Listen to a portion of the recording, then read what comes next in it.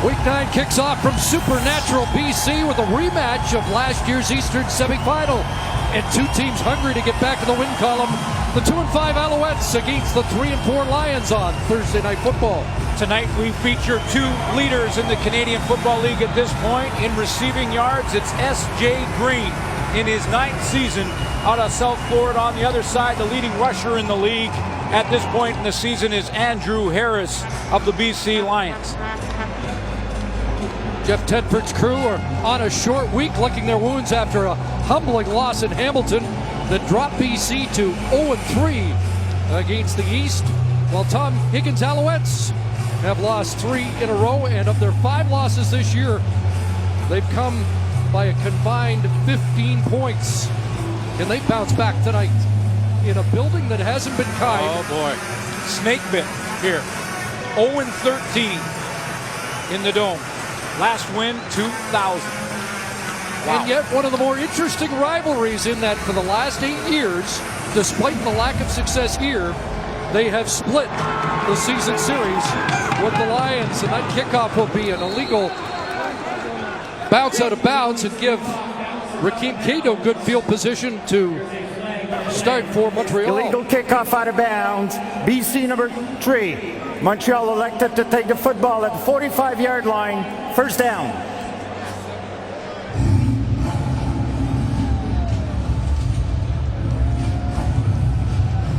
Rakeem Cato's completed close to 70% of his passes, but thrown a few too many interceptions of late, and his last game a season low at 178 yards passing. There's S.J. Green, who leads in multiple categories, and a guy who's returning to BC. 3 years with the BC Lions. Looking forward to watching Stephon Logan play on the teams tonight.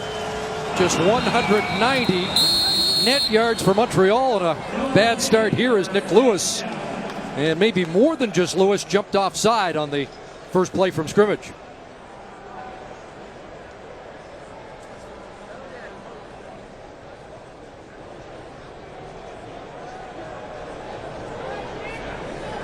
Offside.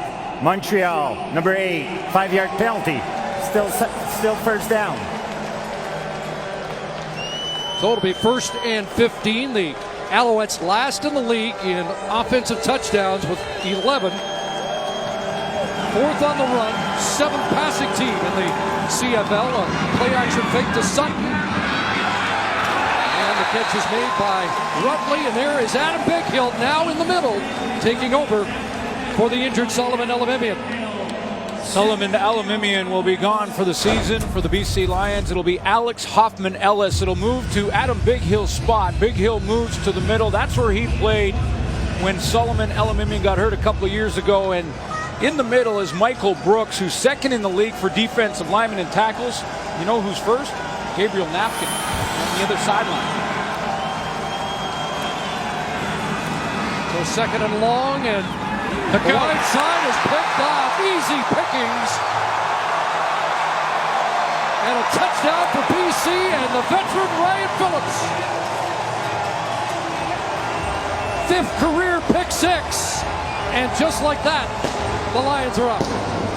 He gets on the board, missed a couple games out of the gate due to injury, and the veteran of 11 years, Ryan Phillips, comes up with a big play, and I don't think Rakeem Cato ever saw him. He jumps this coming downhill, and it looked like he threw it right to him. Intended target, Alex Charette, took off down the sideline. Communication issue, possibly between quarterback and receiver. Either way, Ryan Phillips is gone. Interception number 41 in his career has an exclamation mark. RP, Braylon, Dealer. Everybody life was love y'all. 49-yard return for a touchdown.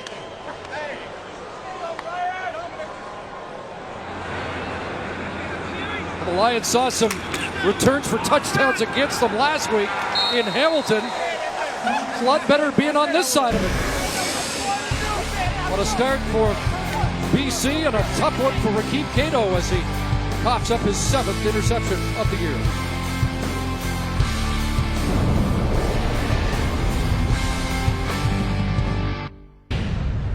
And take a look at the pick of zone defense outside third by the corner. There's Ryan Phillips. He's got the flat and then a curl drop right here. Now Rakeem Cato is going to stare down his receiver, Alex Charette. Take a look at the outside. He's looking that way the entire time. The veteran in Ryan Phillips has got to say to himself, is he really going to throw it? He's been staring at this receiver. He jumps it and is gone. 14th interception return for a touchdown already this season. Here's Logan on the return. He's been terrific for the Alouettes after being released by the Lions, and he'll be revved up for this game. A 30-yard return to try and get a little traction for Montreal.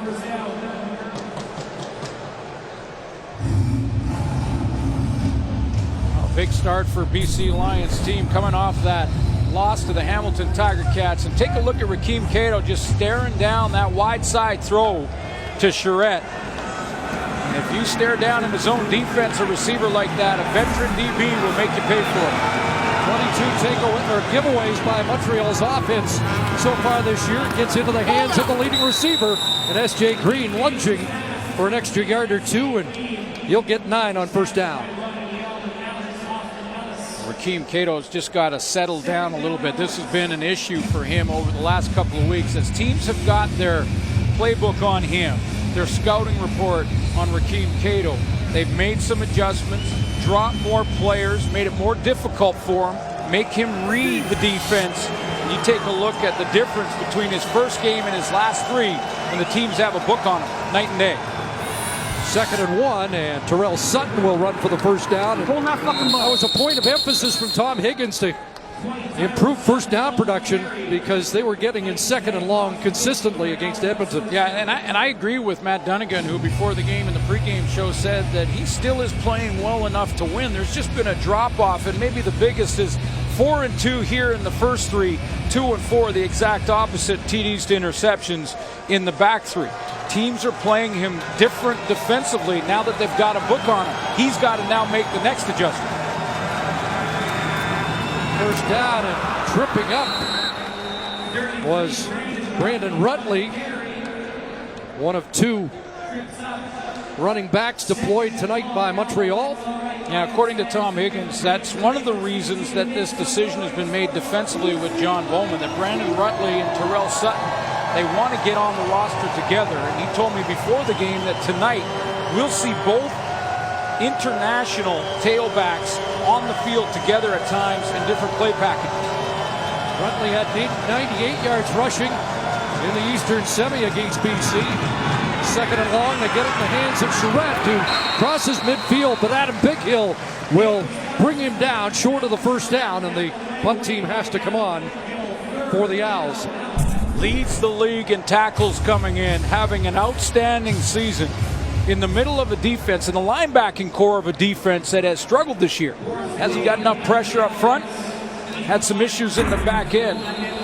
Adam Bighill can sign his painting.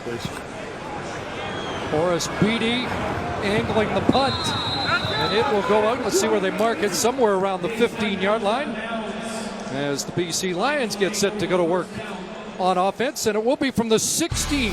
Andrew Harris looking for a bounce-back game after getting stuffed last week. A couple of fumbles against the Ticats in Hamilton.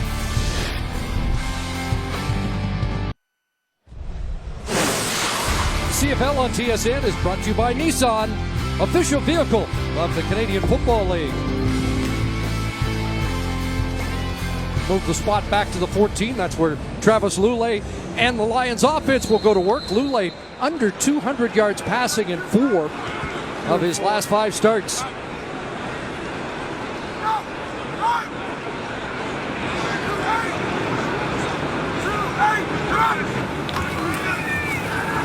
Off to Harris, trying to get to the outside, and takes a big hit there after a short gain. There's Kyler Ellsworth, the middle linebacker, and Harris a little slow to get to his feet. Yeah, he was run from inside out to the sideline and then was hit and almost sandwiched between 2 tacklers. Simple sweep. Ellsworth. And Mitchell White, the corner. Yeah, Mitchell White stepping into it. So a tough start for Harris. And 2nd and 9. 3-man rush. Lulay going to dump it off to Harris. And he'll get bounced immediately. There's Winston Venable, who leads the Alouettes in tackles. And it's a 2-and-out provided by that Alouette defense. You know, it's a defense that has really done their thing this year. Despite 3 straight losses, you consider they're 2nd in the league in points allowed, under 20 points per game. So the defense has stepped up. They got Kyrisse Bear back. He's pursuing here. Venable steps up. Nice tackle to cut down Andrew Harris. Big kick by Leone. And it's Logan. Up around the 40 before he gets driven back. Jason Araki downfield after a 60-yard boot by the big leg of Richie Leone. So the Alouettes get set to go back on offense as Jay Green has a catch in this game. And the league leader in pass receiving yardage now around 600 for the season.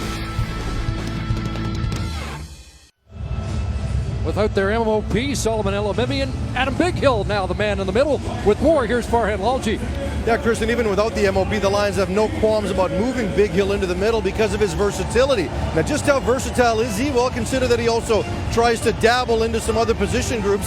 He stole this T-shirt from the Lions receivers. They all have one. I believe this one is Sean Gore's, and the receivers didn't like it. He said, if you want it back, one of you's got to cover me. So far, none of them have been able to do that. Remember back in 2012 when Solomon Elamimian tried the NFL, Bighill played in the middle and played there most of the year, and he wound up having his best season statistically. And when they had to decide which player got moved back to linebacker, moved back to the outside, they moved Bighill back because of that versatility. Everybody wants to be an offensive star. Terrell Sutton was on that last run. 17 yards for Sutton across midfield. Well, that versatility they've shown all year long, and Adam Bighill has as well, because there's been at times Mark Washington will drop Adam Bighill back to the middle, and he'll play deep middle as a free safety. Sutton comes into the wing, 3rd and rushing. Now they'll hand it off to Rutley, so running attack to chew up yards by the Alouettes. First it was Sutton, and now Rutley for 15. Christian Matt's going to come around and get the pull here, and he's going to be the guy that leads the way. But this is what I'm talking about with the 2 import running backs in the backfield. Terrell Sutton gets a nice cut block at the point of attack, and it gets Rutley out around the edge. And they're going to both play together tonight at times and show production in this drive. There's Alex Hoffman-Ellis in on the stop, but 32 yards on 2 running plays. And back to Sutton, who has a little crease off the left side once again and down near the 33-yard line. And 7 more for Sutton. I mentioned this last week. Upside and downside for a running back when he's got another starting tailback in Rutley in the backfield, because and as a starting running back, you get your rhythm going in the 4th quarter, in that 15th carry, 16th carry. Now that when you split them, it's hard to get there. What the upside is you stay fresh. Get into a manageable 2nd and 3, and Rutley close to the 1st down. You know, they're kind of going back to the way they started with Rakeem Cato. In fact, his first game as the starting quarterback against Calgary, Sutton 134 yards rushing to help a young quarterback, and it's going to be 3rd and short, so the jumbo team comes on. Well, it makes all kinds of sense. I mean, first of all, production on 1st down when you can run the ball. It's a safer play. The coaches tell me in the past that when you throw the ball, 3 things can happen, and 2 of them aren't good for the offense: incomplete or interception. Tanner Marsh had a pair of touchdowns in the Eastern Semi against BC. In short yardage, and a great surge there behind Luc Brodeur-Jourdain. And again, the left guard, Christian Matt, able to plow away for the necessary yardage. So the first thing that Brandon Rutley and Terrell Sutton had to do was be unselfish the last couple of weeks, and they're going to leave Tanner Marsh in the game for a little bit of a series here. So we would see a little bit of Marsh, who made his first impact in the Canadian Football League 2 years ago with that dramatic and thrilling comeback win against the Lions in Montreal, 39-38. And he'll hand it off on the fly sweep to Logan. And Logan whistled down by TJ Lee. 9 for Logan. A little jump in his step tonight as he took that sweep coming around the corner from left to right in your screen. Watch how quickly Logan gets those feet up and down. He's wants to have a big game against his former team. 3 years with the BC Lions. 6.5-yard rushing average when he played offensively. Greg wrote down, it looked like he got blindsided by S.J. Green. Logan got a call in the offseason telling him that the BC Lions were no longer interested in keeping him around, so you know he is amped up for tonight. You know, some players, when they're asked that question heading into the game that they'll play their old team, they'll say, oh, that's no big deal, it's just another game. Logan didn't do that. This week, when he was asked it, no, I'm really excited. I want to have a big game against the BC Lions. 3rd in all-purpose yards in the league, so even at age 34, he's still got something left. David Menard comes in for Rowe, and it's 2nd and short yardage. This time behind right guard Philip Blake for Tanner Marsh. Milt Stegall talked about it in the pregame show, but this has been the issue now for the Montreal Alouettes offensively. One of their Achilles' heels this year has been their red zone production, just 43%, 9 of 21 attempts inside the 20-yard line that come away with majors. Looks like Marsh might have lost a contact lens. Got to find a way to get down inside the 20, come away with a major. Kurt Schoner taking a little bit of heat over the last 2 weeks because of it in Montreal. Play of the drive. And it's 3rd and inches. Better serves this time. And they'll get a fresh set of downs.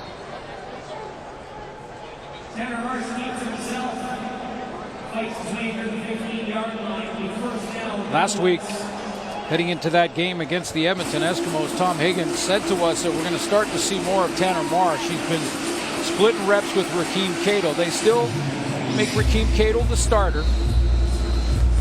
And he will be the #1 quarterback, but they're going to start to work Tanner Marsh into the lineup.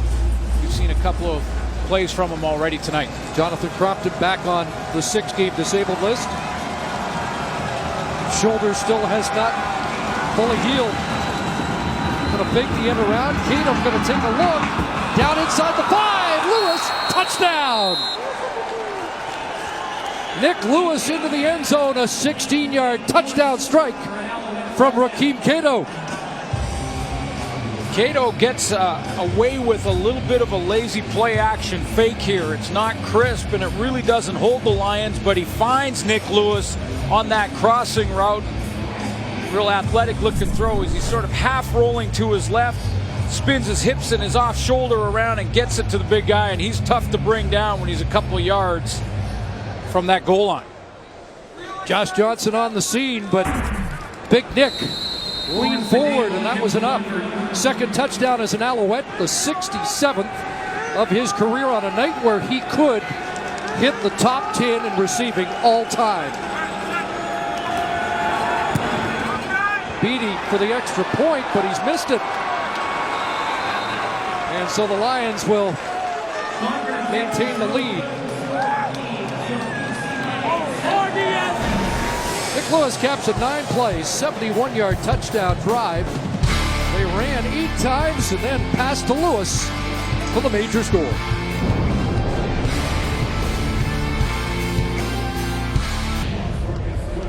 Now Rakeem Cato here with a little bit of half roll in this direction, and Nick Lewis is going to be the backside receiver just trying to find a hole, and they hook up for this touchdown. I mentioned that this has been an issue for Montreal, and the first time in the red zone tonight, they capitalize.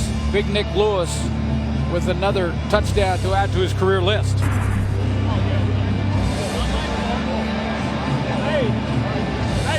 They don't get the extra point. Beatty missing for the 4th time on the 32-yard convert. You can do it, Edmund. 1-point converts this year at 84% so far. 2-point converts at 72, so they're not that much different since the rule change. By the way, the catch by Lewis gives him 831 in his career, which puts him 8th all time. Now one ahead of your old teammate, Ray Elgard. Climbing the list in a distinguished 12-year career.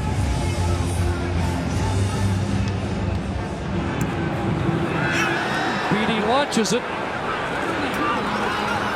And back the other way, Shaq Murray-Lawrence works his way up to the 25. And now time to set the Lions offense, which was on the field briefly. Yeah, just 2 plays. There's Austin Collie averaging 75 yards in the last couple of games. Went through a bit of a lull after his start, but is coming back hard. And Manny Arsenault has been the guy for the deep ball for Travis Lulay in the last couple of outings. And there's your leading rusher in the middle. Only 2 plays, and we're almost done the first quarter here for the BC Lions offensively. Of course, it's better than last week when they were down 21-0 before they had registered their initial first down. From the 25, they'll swing it out, and here's Sean Gore trying to get loose, and he gets tossed down by Jonathan Hefty, who's been sharp on the corner for the Alouettes this season. And is a player to watch because of it. 7 tackles, interception against the Edmonton Eskimos a week ago in that loss. There's the leading tackler for the Alouettes, 5th in the CFL in Winston Venable. And the guy that's replacing John Bowman, a healthy scratch for the 2nd straight game, Aaron Laverius. Laverius has been good against BC in 4 career games. He's had 5 sacks against the Lions.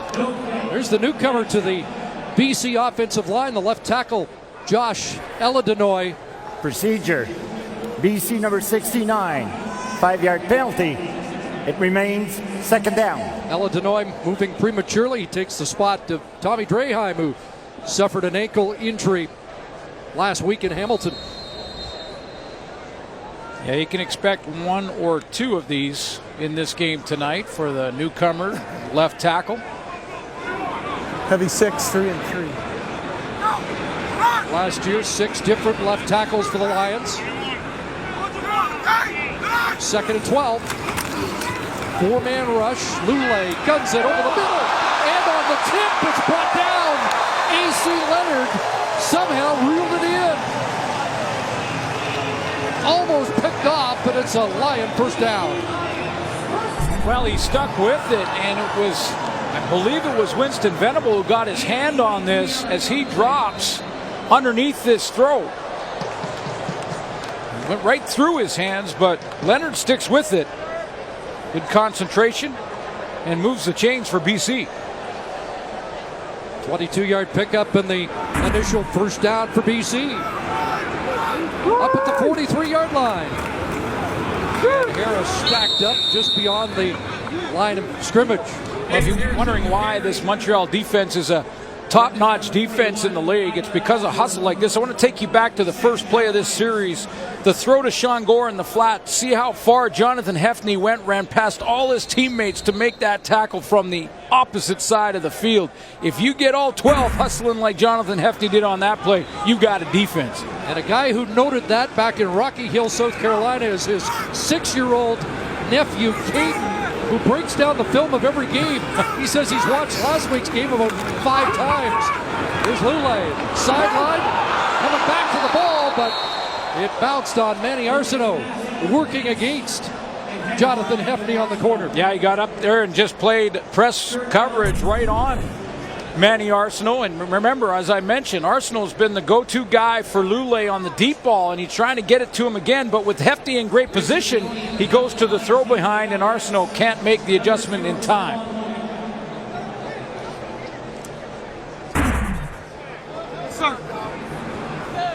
So 3rd down, and Leone on to punt with Logan back. Logan with 1 punt return touchdown this year against Calgary. A flag comes down as Logan fields it at the 15 and brings it beyond the 25. That's a 50-yard boot by Leone. But a flag down as the ball was in the air.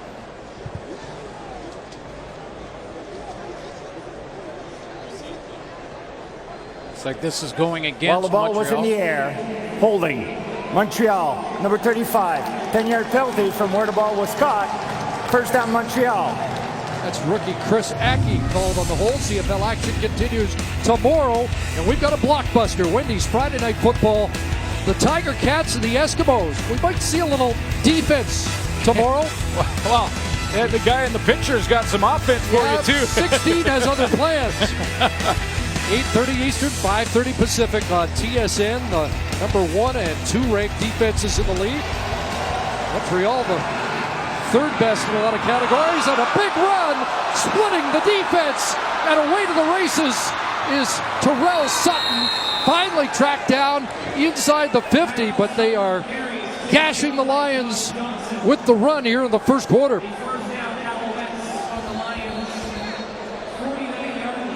54 yards for Sutton on the final play of the opening quarter. Off to the races here against the Lions defense.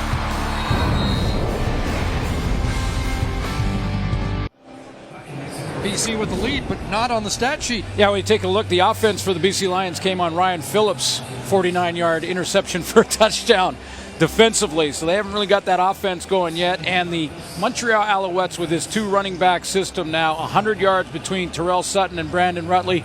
That's working in that first quarter. Well, one of the reasons John Bowman isn't here is to get Brandon Rutley on, and when they did it last week, they didn't use him, but they're using both effectively here. Using them both effectively. They're both making plays when they get their opportunities, and they're both on the field at the same time. Last week, it was one or the other. So Sutton with his longest run of the year, 54 yards. Previous high was 27. And so he has an 80-yard rushing first quarter. And around the end comes Logan with a cutback on Josh Johnson. Another first down, and they continue to chew up the yards on the ground. 16 more for Logan. See, once you establish the interior running game with Sutton and Rutley, now these sweeps and these fly sweeps to slot backs, and in this case, Stephon Logan, they're going to work better because that defense will fly to Rutley. They'll fly to Sutton on the play action, and the edge becomes a little softer. Big Hill to tackle, but no Alouettes to help out. And away goes Logan again. And close to another first down. Alex Hoffman-Ellis is, I'm sure, just settling in, has some experience, a little playing time. This is his second year in BC, placing Solomon Elimimian. It looks like early in this game he's trying to catch his breath out of Washington State. Named the Cougars defensive MVP as a senior. Signed with the Lions last year. Doesn't have to be Solomon Elimimian, and shouldn't try to be. He's trying to catch his breath now because he's taking every rep defensively. Second and about a yard and a half away from their 10th first down. And if it's successful here, it would be the 9th on the ground. And that should be another first down, Montreal. This is a game that the Montreal offensive line, a veteran group, led at the tackles by Josh Burke and Jeff Barrett, are going to enjoy if they stick with it. And that is to just pound the ball to their 2 running backs, and from there can go to play action and try to get Rakeem Cato outside of the pocket and throwing on the run. Alouettes at 140 yards rushing. That's more than their game average this season, and it's more than the Lions have allowed on average this year. Now the quick swing past the green. He cuts it back with a hole. And down around the 10-yard line before Big Hill brings him down again. Well, we showed you Jonathan Hefney and how quickly he closed. This is a good play by S.J. Green, but Big Hill does get there. Watch how quickly he starts from the middle of the formation and is out there making the tackle before the DBs in front of S.J. Green can get there. Mark Washington's defense got to shore up here. First and goal, just inside the 10. Cato the fake. and throws it away with heat coming from TJ Lee. A few weeks ago against Ottawa, he threw one interception in the end zone, another in the score zone. You can tell there he learned a lesson. Yeah, absolutely, and he's still learning the game. He's going to go through some ups and downs, but that was a tremendous decision. TJ Lee comes as the extra blitzer, so Mark Washington sends a little more pressure on him, anticipating play action, gets what he wanted, and a good decision by the quarterback.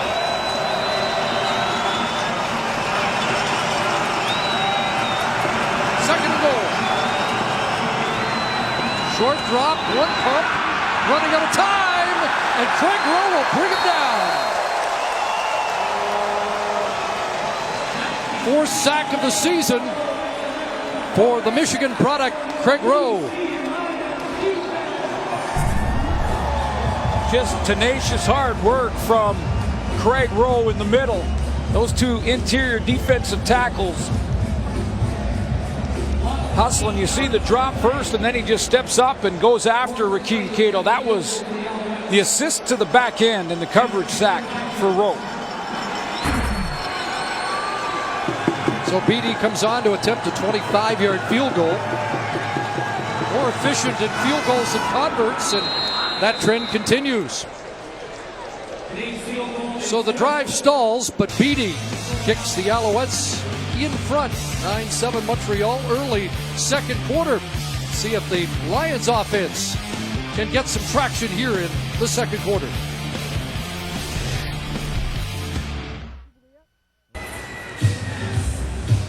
I think what Justin Medlock's trying to tell us is your job as a holder wasn't that essential. I don't think so. I guess I love the way, though, you know how the kickers always have that backup and then they do their little steps to get ready for the he just ran in there and kicked it barefoot.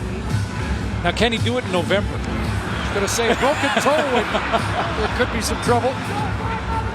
Well, let's see if the Lions can get things going. Now trailing after the early pick six by Ryan Phillips into the hands of Andrew Harris, and he just hasn't had any opening at all this time. Tossed down by Michael Klassen. Klassen will rotate into the interior of the D-line with Corey Irvin and Alan Michael Cash. Two defensive ends, Gabriel Napton and Aaron Laverius. But the Lions running the gauntlet. First they had Edmonton, then Hamilton, and now they've got to deal with this stingy Alouette defense. Second in the league in points allowed. Second and long, hit as he threw. Coming back for the football. Colley bubbled back and ends up with a first down. Good play by the man featured in our pregame show, Austin Colley. Great. If you haven't seen that, check it out on tsn.ca. Great feature on Austin Colley. And what a great job of coming back to the ball here. Colley gets up the field on Billy Parker, but he comes back hard to the football. 4 or 5 steps, and in fact, he gets in front of the corner outside. And got a block from Sean Gore to help spring him for a first down. This time they fake to Harris. Pressure on Lulay, and he'll throw it away. Took a late hit from Dominique Ellis, but Andre Proulx does not make a call, and it will be 2nd and 10.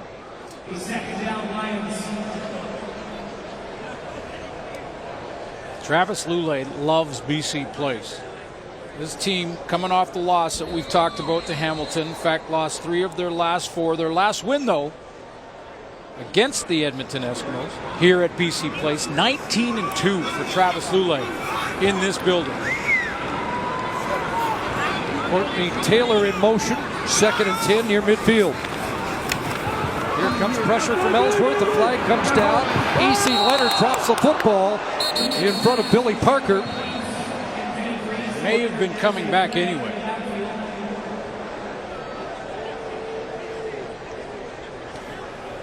Illegal block. Ends to the face. BC number 50. Penalties decline. 3rd down. Left guard Kirby Fabian called. And so the punt team has to come on again.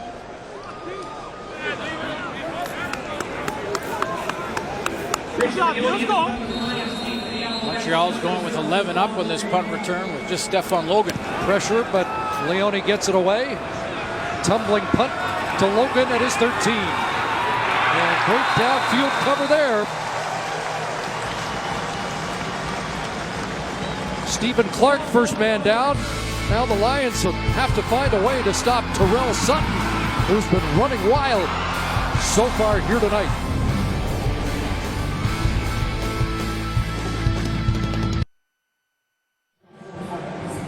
MLS action continues Saturday with Whitecaps FC on TSN. Catch the Whitecaps kicking off against FC Dallas at 10 Eastern, 7 Pacific on TSN 1. Tom Higgins said we have to be better first down production. Well, they have been.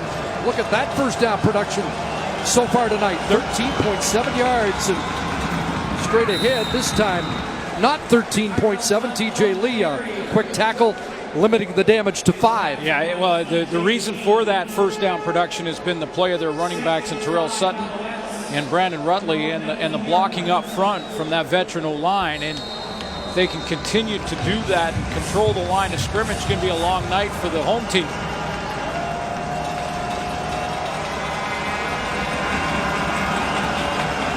Sutton up to 89 yards on the ground, 2nd and 5. And Cato to throw, pressure on again, and he escapes. Now downfield and throws it into the Lion bench. Those second downs, the Lions are showing a lot of drop, and it's causing Rakeem Cato, just like the last series, causing Rakeem Cato to pull the ball down. He's unsure of where he wants to go when Jeff Tedford and the Lions and Mark Washington are dropping 8 or 9 into coverage. So Beatty to punt. This one going to bounce in front of Antolin. Scoops it up at the 47. And there'll be a no yards penalty on the play as he gets swarmed just beyond the 50. A 44-yard punt by Boris Beatty. Travis Lulay on the Lions offense down by 2 here on Thursday Night Football from beautiful Vancouver. Been a bit of a roller coaster for the veteran quarterback in this game in Travis Lulay. First 3 games, got off to a good start with 6 touchdown passes to just 1 interception. And that interception, a problem for him of late. Last 4, 8 for Travis Lulay as he tries to find some level of consistency. That first 3 games, he had a 404-yard passing game. He had a 105-yard rushing game. Pressure on the edge, and they get home. Chip Cox. Can't do anything about that. We don't put that one on the quarterback. That goes on the left tackle. Josh Aladnoy just gets flat out beat. Does not get out of his stance in time, and he just has Chip Cox run right by him. It looked like Jason Foster may have had the responsibility from the center spot to get out there. That's a long way to go on Cox. Foster, who moved out to left tackle with the injury to Draheim last week. In the second half, they screen it to Harris. Trying to follow the blocking. Broke 1 tackle to get back near the original line of scrimmage. But the punt team has to come on again as the Lions haven't been able to put first downs together here in this opening half. Yeah, they've been shut down when they tried to run the ball in the first quarter on first down. Didn't get a whole lot of reps in that first quarter on offense, but he tried to go to the passing game and didn't get the protection that Lulay needed. Line drive punt by Leone. 42 yards, and Logan gets the edge. Look out! Stefan Logan, and Lacombo angled him off and looked like Logan tripped on his own around midfield, but that's a 42-yard return. Of course, they scorched Banks last week. Or Banks scorched the Lions last week in Hamilton on a similar return. You know, he's excited about this, so excited that he had another maybe 10 yards, maybe more if he makes a move, and he did all by himself, right in front of his teammates in the bench. Trip. Turk Monster gets credit for a tackle. Now, Lacombo's close, and maybe that influenced him a little bit, but first big one for Stefan Logan against his old team. Logan in motion, stamps, does catch the ball, and A little bobble gets drilled. Did not have a catch last week. One catch the week before. And Fred Stamps is fighting it a bit. Only targeted a couple of times against his old team. Montreal played Edmonton, and you know, Stamps wanted a big game in that one, didn't get it. He only was targeted twice and did not have a catch. Looks like he is fighting it a little bit because the ball was not his friend on that hit screen. Give him 1, 2nd and 9. Bassey drops from his defensive line position. Pass is caught, and it will be a first down. There's the veteran stepping up and trying to give his quarterback that confidence to say, no, don't worry about me, I'll get it together. And right after bobbling it and just getting what he could and get a half yard or a yard there on 2nd down, stabs it upfield, picks up first down, takes a couple of hits on the way. Just the 4th 2nd down conversion catch for Stamps on the year. First down at the 40. And the handoff left side. It'll be Rutley again. And he's brought down by Josh Johnson as we check in with Farhan Lalji. Guys, there was simply no way that Rakeem Cato was going to continue the same trajectory he was having in July. There was going to be some hiccups along the way. Tom Higgins, for his part, says that 4 games is usually just the right number to get a book on a player. And the one thing he'd like to see Cato do more of is stay on his reads a little bit longer. One of the reasons he doesn't do that is because he's not one to step up in the pocket. He'd rather escape and bail and get something going with his feet. He also says his biggest strength is his biggest weakness, and that's his confidence.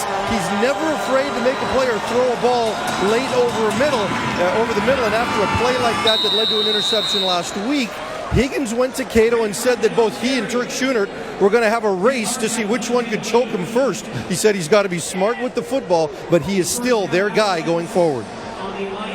Red zone turnovers can be so demoralizing for the entire team. You throw a couple of picks when you're inside the 20. You've got to come away with points, even if it's just field goals. So he will learn those lessons, and he already made a good decision in the green zone a couple series ago.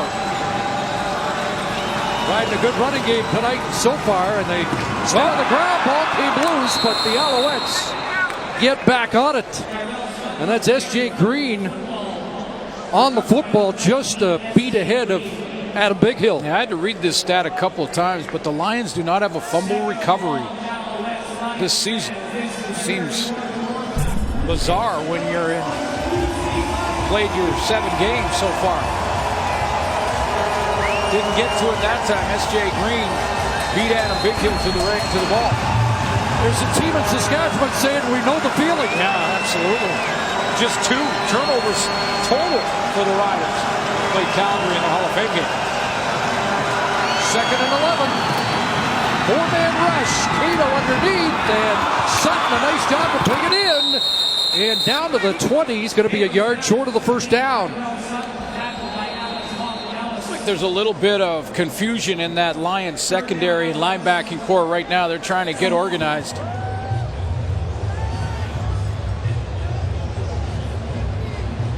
So the 3-minute warning has been given to the benches, and upcoming a 3rd and 1 decision for Tom Higgins after a pretty good catch here by Sutton and a 10-yard gain.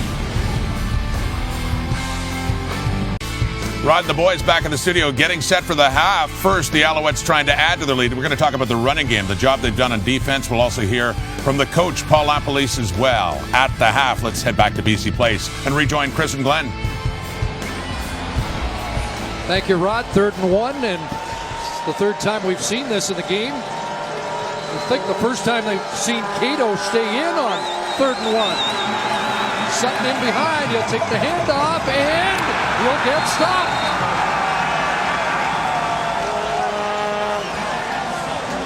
Michael Brooks. You're always gambling offensively when you, on short yardage, put your quarterback in the shotgun and take the ball off the line of scrimmage. When Cato gets the football, he's 5 yards off the line of scrimmage when he gives it to Terrell Sutton. That gives the defense time. If they win the battle up front, they can get some movement up the field. They can snuff out a short yardage play. Always a gamble unless you get up under center on short yardage. Brooks leading the CFL in tackles by interior defensive linemen. So 2 turnovers. The blemishes on what's been a good offensive performance in the first half. And here's Sean Gore with the end around, close to a Lion first down. And it is a first down for BC. Just the 3rd for the Lions in this first half.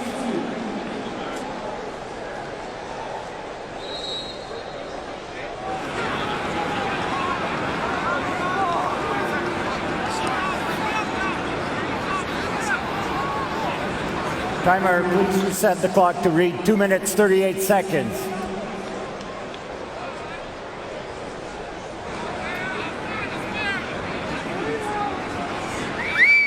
So they reset first down for BC at the 31 with lots of time for Travis Lulay to get the Lions in front before the end of the first half. Sending extra men, he stands in, a crosser. And Andy Arsenault has a first down up at the 46-yard line. He mentioned yesterday that he had a big game here last year against Montreal. I'm wondering if Manny Arsenault heard Milt Stegall in the pregame show call him a real good second receiver in an offense. I think he thinks of himself as a number 1 receiver. 14-yard gain for Manny Arsenault. He was last year when he had 8 catches, 145 yards, and 3 touchdowns in a win by the Lions here against Montreal. First down, Lulay gets it. There he is again. This drive becoming the Manny show down at the Alouette 40. You know, Lulay, because of the time that he had in the pocket, I think he was going to go initially underneath. Then he saw it was 3-man pressure. That's the veteran taking a second longer and finding Arsenault at the next layer. 24-yard pickup. And a nice look off to boot to Sean Gore. Arsenault playing in his 75th CFL game here tonight. First down. And that pass knocked down. Looked like Laverius may have got a hand on it. Aaron Laverius, and I talked to Tom Higgins about this decision to play Laverius in front of John Bowman. And, you know, he said in our pregame show, the clip we rolled in, that every athlete reaches their exploration date. He's trying to be very respectful to Bowman, of course, with what he's done for the franchise over the years, but he likes the versatility of Laverius, and former linebacker playing rush end, can do a lot of things defensively. 7 tackles last week in his first game, coming off the 6th game. Pressure on, and they get to the quarterback. Kyrus Bear on a blitz. Ellsworth there, as well as Alan Michael Cash. A defensive meeting at the quarterback, and the drive has been stalled. Well, this is going to be interesting for Jeff Tedford, the head coach in BC, because he brings in maximum protection. 2 extra players to come in and help protect this blitz, and he just gets overrun by the Montreal defense. And that's just Montreal winning the one-on-one battles up front. Numbers-wise, they weren't outnumbered. Leone looking for the pin, but a short kick. Logan at the 11-yard line, and he'll get about 4 on the return after a 37-yard punt with 90 seconds left in the first half. I'm not.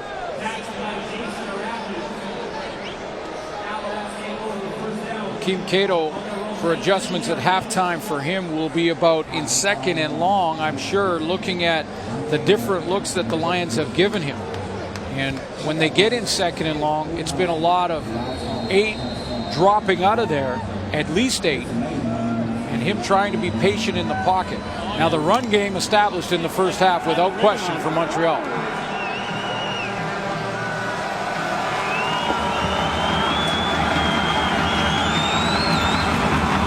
Swings it out to S.J. Green.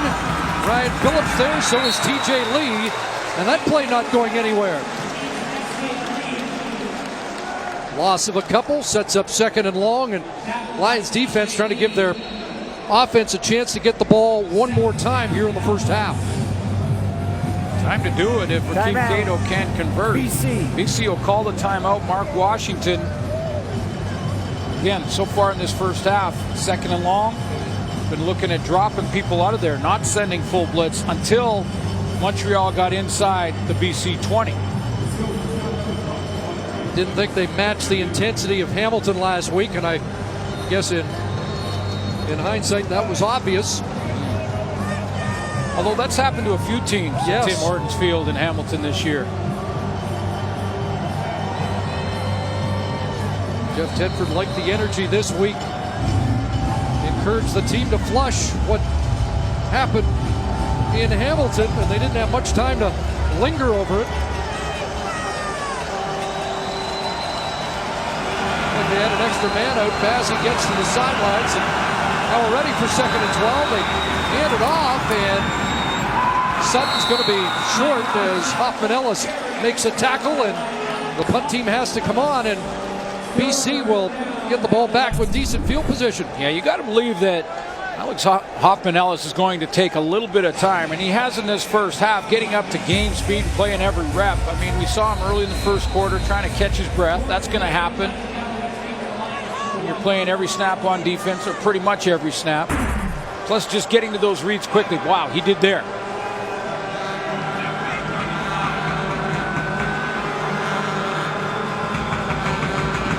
Antolin awaits as Beatty gets it to punt. Short kick. One hopper at the 48.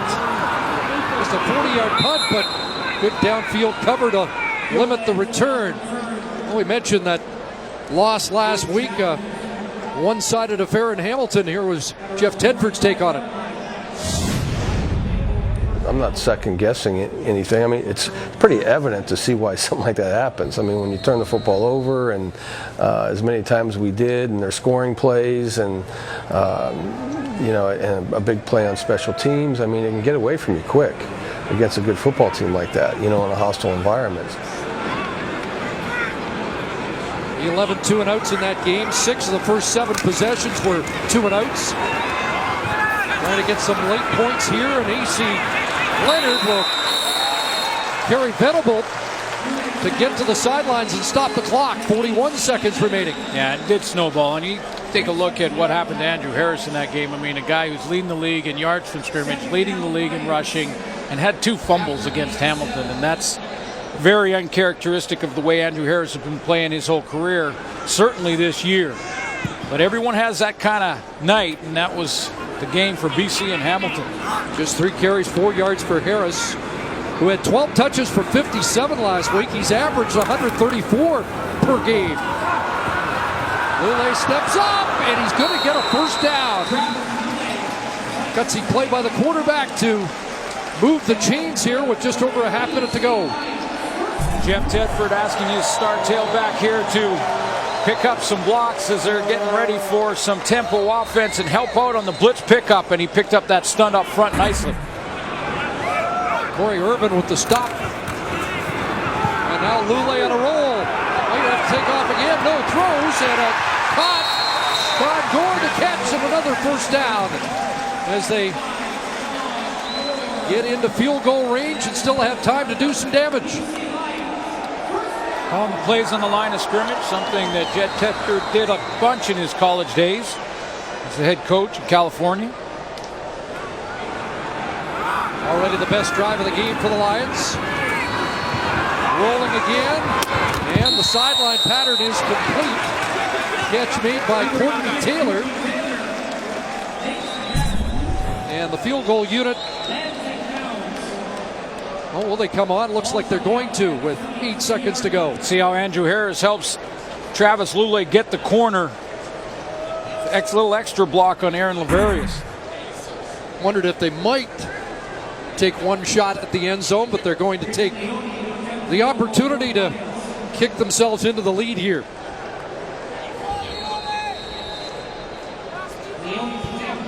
Leone 15 of 16. 5 of 6 from 40 or beyond, and this from the 40.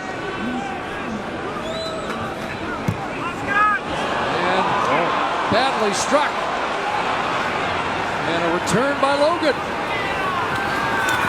And he gets cut down at the sidelines, but Leone with a bad miss from 40 yards out, and the first half ends with the Alouettes maintaining the lead. Well, it started with a Ryan Phillips pick six, but it was dominated by Montreal after that. Let's check in for halftime, and here is Rod Smith. It is Thursday Night Football on TSN. Welcome as we get this week started. If you didn't know, now you know. Strong arm, touchdown, S.J. Green. Wangle's not always down real crisp. Back to Harris, breaks a tackle, spins, touchdown.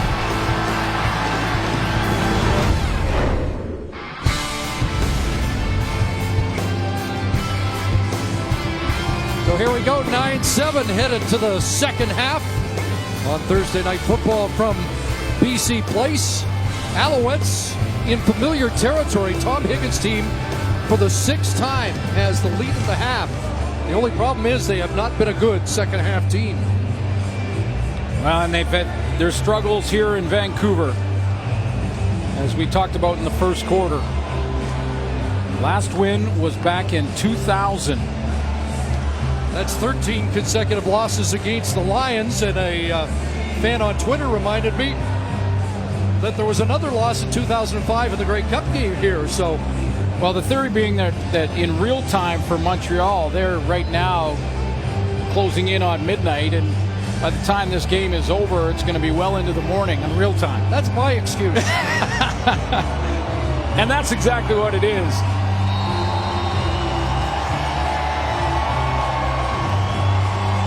Fans trying to rev up the home side for a better performance in this second half as Boris Beatty has it on the tee. Antolin and Murray Lawrence await. And a short kick. Antolin from his 15. Trying to get outside and turn the corner. And Ellsworth's over there to make sure he doesn't get very far, along with rookie Anthony Cody.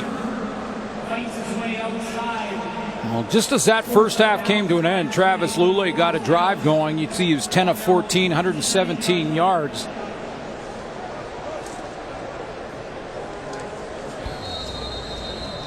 And in the possessions first half, 6 possessions, 5 punts, and a missed field goal at the end of the half. And that might have been their best drive.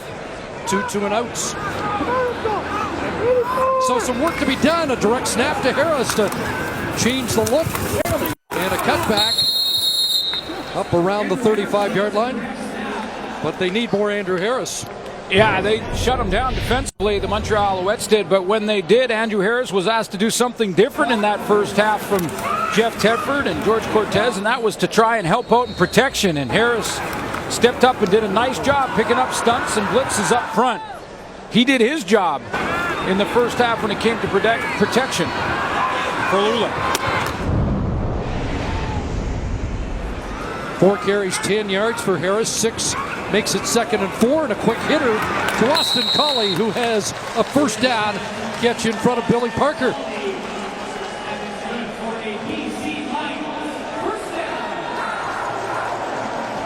A couple TDs last week, and that's where receivers start to have fun. And as I mentioned, he got off to such a great start, Austin Colley, with almost 150 yards in his first 2 games.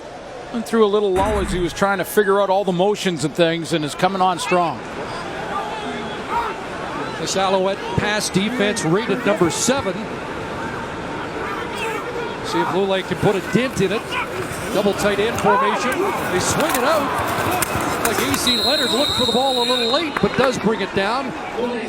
And a short gain of 3 for Leonard. Adjustments for the BC Lions appear to be sprinkle in a little bit more Andrew Harris, at least early in this first drive. And the quick game, getting the ball out of the hands of Travis Lulay a little bit quicker than they did in that first half.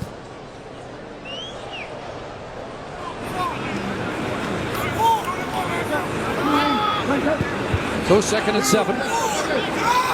Alouettes show blitz and some early movement. Alan Michael Cash jumped, but suggested he was drawn. Some movement from Kirby Fabian. Not sure if it was after. Procedure. BC number 50. 5-yard penalty. Still second down. Second penalty called on the left guard, Fabian, and just the 7th penalty of the football game. Trending down in a big way. Last week was an average of 18 penalties per game, which is the low for the season. As the games become that much more important and the pressure starts to mount, players start to play with more focus. That makes it 2nd and 12. Here comes the pressure. Lule steps up. Is he going to take off? No, throws downfield. Jump ball. And how did he make that? They're going to rule he was out of bounds. Got to have another look. Austin Cauley off the fingertips of Chip Cox. Nearly made the highlight reel. I think it looked like his foot was in bounds. The question is, did he maintain possession of the ball all the way down? Take a look. It's up over the shoulder of Chip Cox. He has a hand on it off the tip. Cauley has it. Foot in bounds, but then he loses it. From our vantage point, looked like he did make the catch, but not the case. And the punt downfield, 48 yards. Here comes Logan. Flag down as Logan gets to the edge and cuts it back. Looks like this is coming back. Keenan Parker will take down his old teammate. Yeah. But a long run to no avail. 48 on the return for Logan, but he looks back at a flag on the turf. This has happened to him a ton. Tom Higgins saying before the game to me that Logan is doing everything they're asking of him on returns, but this was a flat-out block in the back from Anthony Cody. I saw it right at the point of attack. I believe the cover guy for the Lions was Ryan Phillips. Sort out the penalty when we come back. Just into the second half, Montreal's first possession at the lead.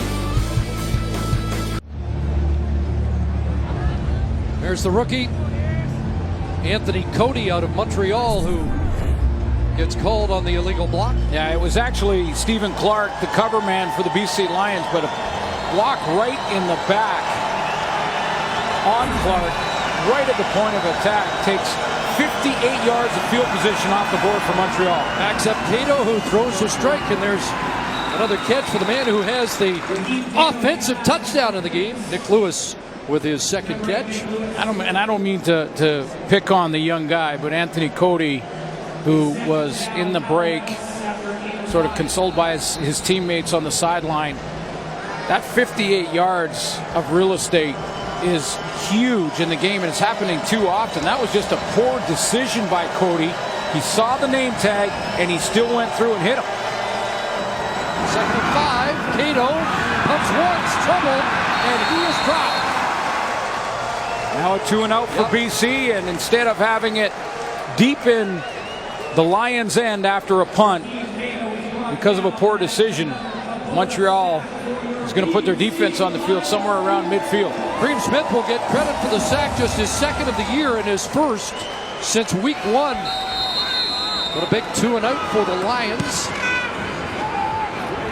Beatty with the kick to Antolin at his 44. Hops over one, and then Bear is there to bring him down. Flag on the play. And we'll sort that out when we come back. BC football, for at least the time being, around midfield.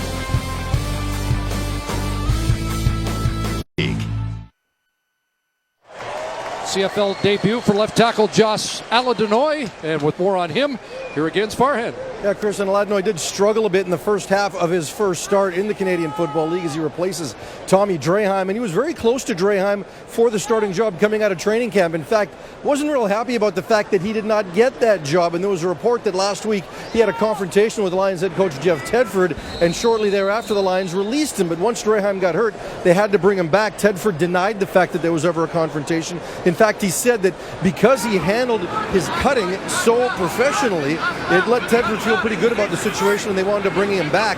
And during that week, he hadn't left the hotel he was staying at near the Lions training camp, so it was a convenient decision to make at the time, but a lot of work to do as he tries to get used to a different game in a different league.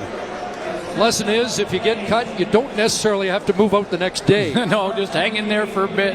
How about that play by Marc-Olivier Brouillette?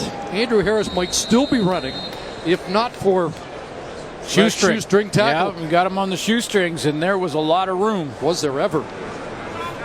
But it's been that kind of night so far for Andrew Harris.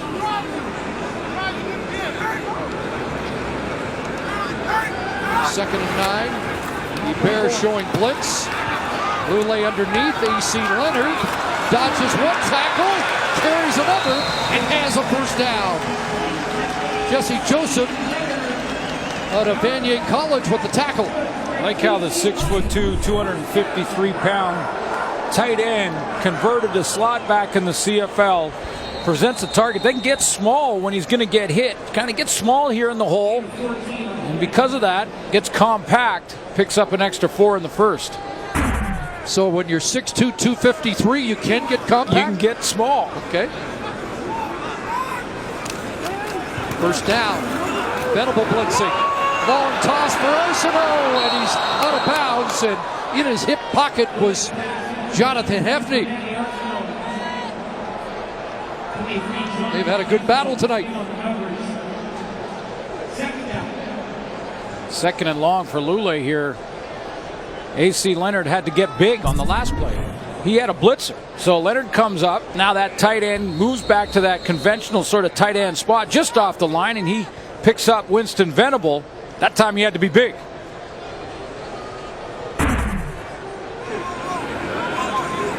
So second and 10. From the BUC 50. 3-man front. The Bear may be coming, and so is Venable. Lule stands in, wide side throw, and it's dropped. That was a first down, but AC Leonard put it on the carpet. He was good in the series, and now a second drop, which sends him to the sidelines. Took a peek. He's the third receiver, 3 receivers to the wide side of the field, and he's going to be just push to the flat and just sit out there by the sideline. And he just took a peek before he secured the ball. 7th punt for Leone. And here's Logan. And he'll power his way across the 25. And the diminutive one won't go down. 5'8", 180. But a tough man to corral. Had a big one called back earlier. Done some damage on the ground. And trying to make his old team pay. Take a look at the combined yards and the game breakers in the CFL this year. Kendall Lawrence from Edmonton leads the way, but the next 3 are former Lions or Andrew Harris, which is current BC Lion, and Tim Brown and Stephon Logan for the Montreal Alouettes in 3rd spot. My question to you, Chris, is what if they were all 3 still on the Lions roster? I was a little surprised when not one but both were released, and going to add more yards to that total now as Logan finds room off the right side all the way up to the Alouette 52. That's a 23-yard run, and he will take a seat. No, he's going to get back in the huddle while things are going well. Yeah, and on cue, Stephon Logan contributes again. He lines up in the tailback spot this time. But I just think his quickness and speed at the hole and the point of attack is outstanding, as good as I've ever seen over the last 3 years. Now, Wally Buono has had a history of letting the veteran go maybe a year before his time. He had 94 yards against Montreal last year in the playoff game. Here's a completion to Rundley out of the backfield, and he's finished off by Hoffman Ellis at the line, 49-yard line. Good first down production once again.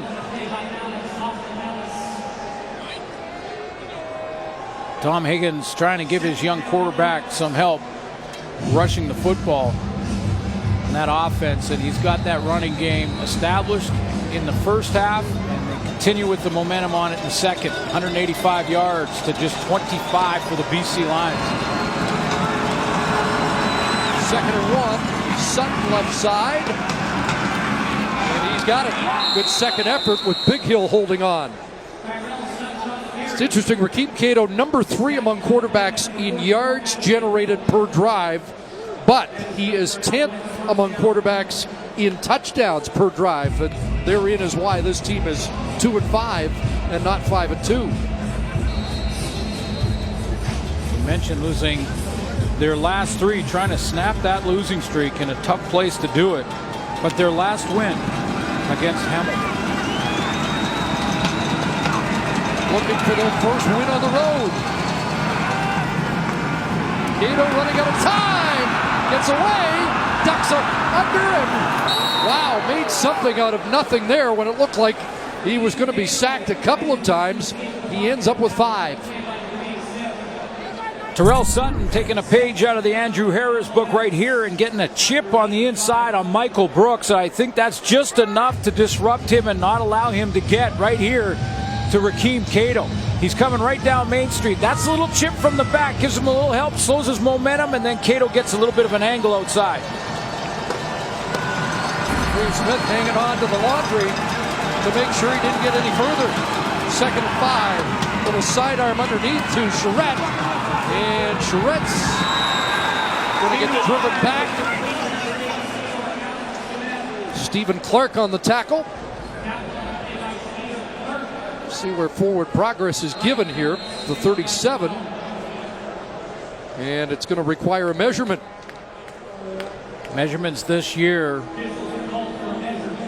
can only be called for by the officials, not by the coaches any longer. So they thought it was close enough, the officials, to take a look at this, and it is that close. In fact, no, just short. Got some instructions on the sideline to go straight up the field, head north, and you might have had the first down. A message and a lesson for the rookie out of Guelph. Making strides, though. Alex Charette, I think, has done a nice job of trying to earn the trust of the young quarterbacks in the lineup. And you think coming into this game, he was targeted 14 times and caught 11. That's how you do it. It's as simple as that. I mean, when the quarterback picks you, even if it's just a few times a game, make the catch for him. More short yardage situation. This the 3rd time with Tanner Marsh, who was successful on his first 2. And they only need a couple of chain links. They'll get it. They got out of the shotgun that time when they were stopped in the first half. It was Rakeem Cato in the shotgun with Terrell Sutton running the ball behind him and got held short. This time, not messing with that with a few inches to go, and Tanner Marsh gets it. Cato checks back in.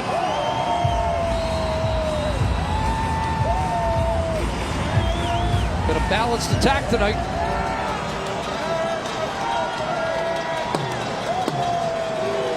Not often do you see the play selection favor the run that much. This time Rutley, and he run right back into traffic, and Jabbar Westerman cleans up. Well, the play gets cut off from the front side, and because Jabbar Westerman, who's had a quiet start to the season, because he continues to pursue, he's going to be right in the cutback lane when Terrell Sutton tries to cut back on this, because he's cut off, or excuse me, Rutley, he's cut off right there, and as he tries to go back, it was Kareem Smith. 2nd and 11, and I'm a little surprised, being a press box coach, Nick Lewis, not on the field.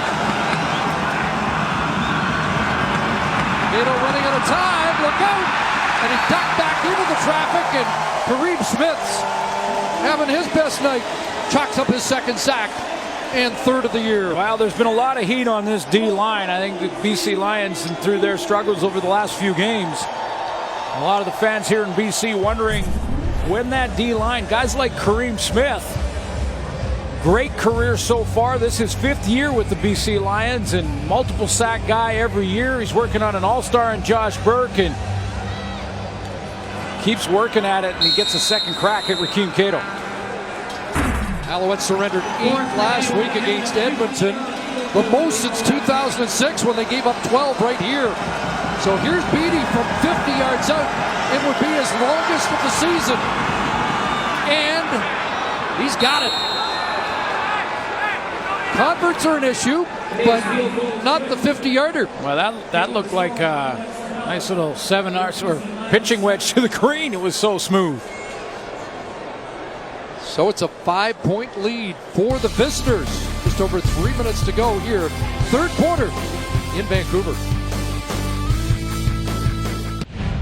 Our sack tally is brought to you by Pure Later Tackling. Hunger, a promise we can all help deliver. And the Lions with 3 tonight out of the basement in that category. Yeah, they were ranked 9th with just 13 coming into the game tonight, but Kareem Smith has done a nice job, and if they can get him going, the guy that led the team last year had a personal best 11 sacks on the season, and he did that in 1 game short, 17 games, 17 starts. Got a couple tonight, and then you throw in a Craig Rowe, 3 for the Lions, and they're out of the basement. You're right, it has been a hot button topic here, the lack of sacks by the BC Lion front. General Manager Wally Buono has been conducting film study for any critics who believe they're not generating pressure, because he thinks the sack is overrated, that they've been generating enough pressure. But certainly not in the same category as teams like Edmonton and Hamilton. Andrew Harris stuffed once again. There's Lavarius with another tackle, and been a tough night for number 33, who might have been the best player in the CFL until last week. Well, yeah, I mean, he was shut down last week against a good Hamilton team. Again, that snowballed on him. Just 6 carries, 12 yards, and he started this game with a huge hit, and I'm wondering if that has affected him. Another 2nd and long from the Lion 36. Here comes more heat. Lulay's going to take off. He's going to get a block. And down at the 45, which should be the first down. You mentioned it a couple of, go back to week 2 and 3 for the BC Lions and Travis Lulay, and showing signs of the Lulay that was the MOP. The big year in 2011 when the team threw for over 400 yards in 1 game, and then he rushed for a career-high 105 yards against Saskatchewan in the 2nd win in that back-to-back. Showed those signs. You understand why he doesn't do it a lot, but it looks like he's still going to have to do it some to keep the defenses honest. Now he's going to take a shot and knocked down. Nice play by Mitchell White, the corner, although Courtney Taylor is arguing the case. Yeah, it looked to me live that Mitchell White was a little bit early. I think Courtney Taylor has an argument here. Challenge flags out. Now there's no question. Her hand around the shoulder was well early before the ball arrived.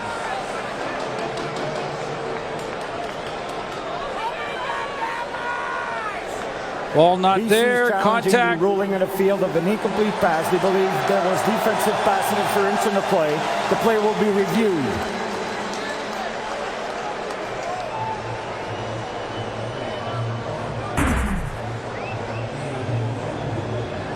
Been another issue for the Lions, not stretching the field. They do here, and let's see if they are rewarded.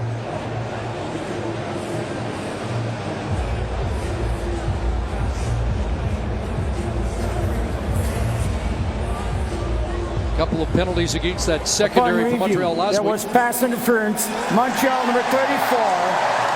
Automatic first down at 32-yard line. Didn't take long. Well, and I'll also add that Courtney Taylor wanted to get the attention of the official, did it in a vigorous manner, but didn't signal the flag motion to draw his own penalty. Was it more like the Stiegel dance or the Dunnigan dance? It was a little like the Dunnigan. I think it was the Dunnigan shuffle kind of thing. Down the seam, contact early from White. And he gets afterwards. He doesn't reach for the flag. He touches his shoulder pad, a different signal.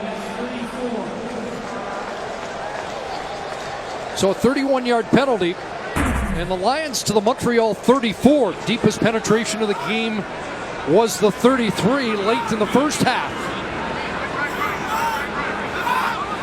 Alouettes stack the line. Here they come. Lulay stands in, throws incomplete. Down at the 5, intended for Arsenault, and just out of his reach. Well, it's a full blitz from the Montreal Alouettes. You take a look across the board, and you've got 8 on the line of scrimmage. They're all coming, including Chip Cox from the linebacking core, Marc-Olivier Brouillette, the center. Lule had to get it out of there. He couldn't block them all, and he was throwing it to a spot for Manny Arsenault, and Arsenault just a step late to get there. Lule now 13 of 21 in the game. Final minute, third quarter. Coming again. 2nd and 10. He gets outside. Flags are flying. And Lule's going to take a hit at the end of the play from Kyrus Hebert. Couple of flags down, and they may be offsetting. One in the defensive backfield for Montreal. One right along the line of scrimmage.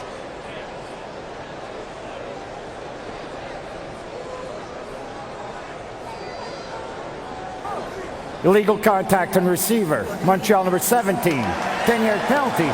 First down. That's Billy Parker. He drew 2 flags last week. Late in the game, and Edmonton's come back.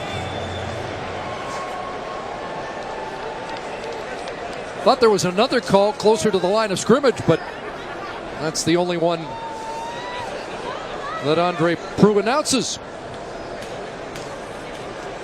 Billy Parker a little out of sorts in the last 2 games without his partner, Gerald Brown. He's put on the 6-game injured prior to this one.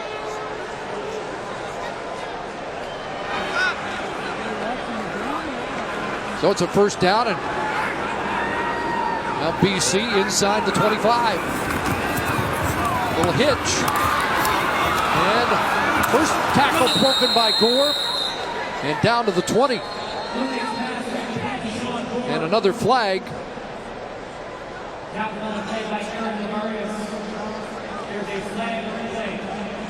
And more flags in the third quarter than the first Major half. foul. Face mask. Montreal number 55. Half the distance from the end of the play. Automatic first down for BC. Yeah, they're starting to pile up on the Alouettes. Gabriel Napton, who you mentioned leads the league in tackles by defensive ends, draws the penalty. Looks a little surprised that was called on him, but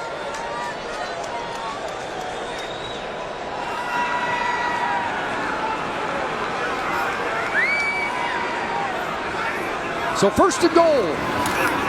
Andrew Harris, nothing doing. Tyler Ellsworth on the scene again. And it's been a frustrating night for 33. 7th carry of the night, 10 yards for Harris. And Ellsworth continues to shine, replacing the injured Bear Woods. Ellsworth makes the play, but Napton helps because of his wide rush here, Chris. He is going to force the decision by Travis Lule. So Napton's going to stay wide and get up the field. Lule is going to give in this case right there, looking at Napton, and that allows Ellsworth to get to it. Loss of 2, so 2nd and goal from the 12. Here they come again, underneath, caught, Arsenault, touchdown! Hit the flag.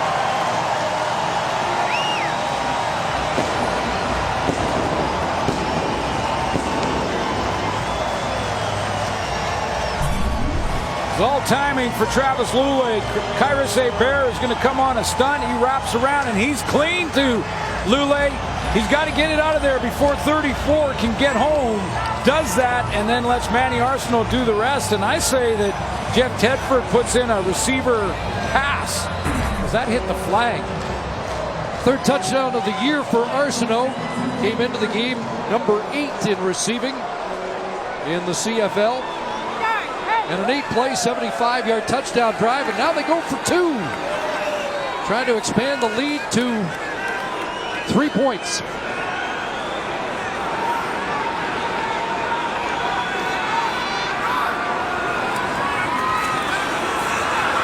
running out of time.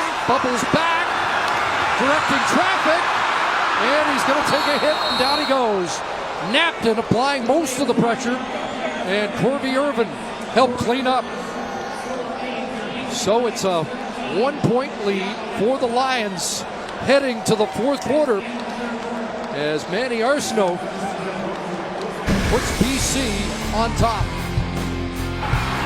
12-yard touchdown strike headed to the fourth quarter in Vancouver.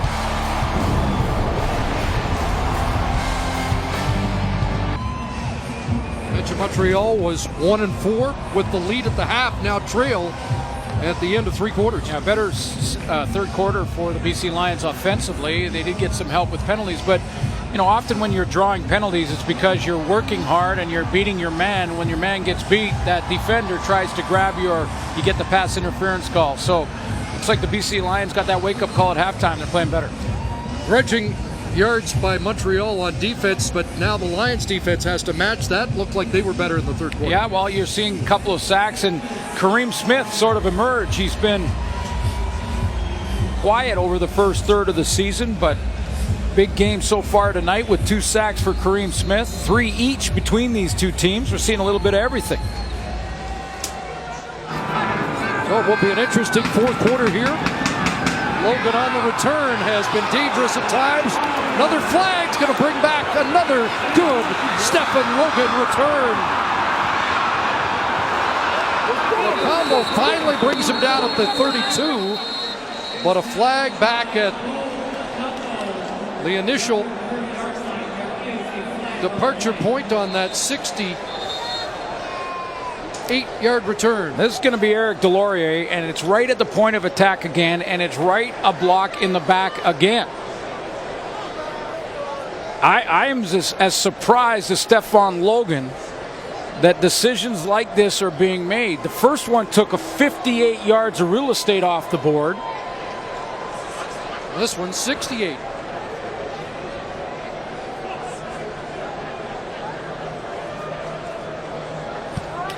Like Eric Fraser was right in position. He gets blocked in the back.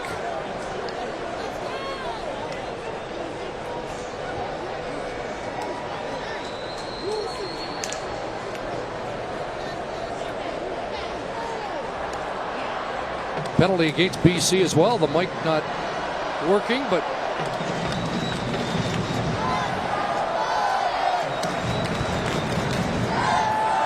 during the return, illegal block, Montreal number 9, major foul, cut blocking, BC number 3 will go up 5 yards, first down Montreal.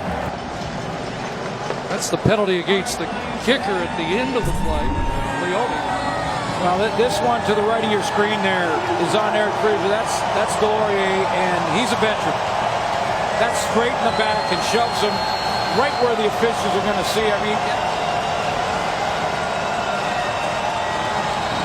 special teams coordinator Kavis Reed, I just, you know, I don't get it. Those are decisions being made by the player. I know the game happens quickly, but there are a ton of cover guys. Procedure. Montreal, number 59, 5-yard penalty. It remains first down. There are a ton of cover guys, Chris, in the league that don't get penalties at all season. Just over 100 yards, and those 2 penalties alone taken off the board for Montreal. It's a difference. It's a 1-point game.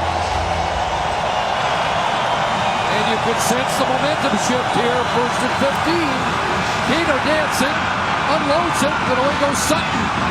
And Terrell Sutton bounces off contact and up across the 25-yard line, has 11, which sets up 2nd and 4. Well, big play for a couple reasons. Gets them out of trouble after the penalty. Gets them a little breathing room and a manageable situation on 2nd down. And it quiets the crowd a little bit, maybe grabbing a little momentum back, because I was with you, Chris. It felt like it shifted to BC in a hurry there.